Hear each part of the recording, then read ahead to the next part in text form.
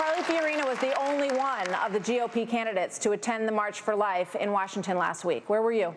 Well, I've been to the March for Life for about 25 years, and I think that's a pretty good record.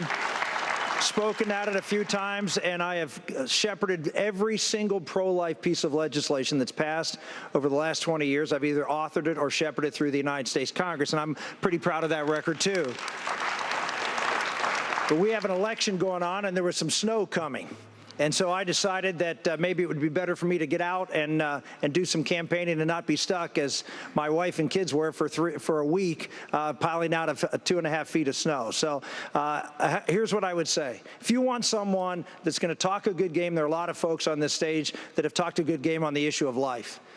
Not only have I talked a good game on life, and I've done some things, but I've also lived it. You know, one of the things St. Francis said was, you know, if you preach the gospel, and if you have to, speak. Bottom line is that twice in my life, we were counseled to have an abortion, one with our son Gabriel and one with our little girl Bella. And neither time did Karen and I even for a moment think about it, because we know that life begins at conception. We know the dignity of every human life, and we know the potential of every child, no matter how long that life lives. And that is a message that can come across to all Americans and without having to say a word, and defend the institution of life and the dignity of life in this country. Thank you, Martha? Yes,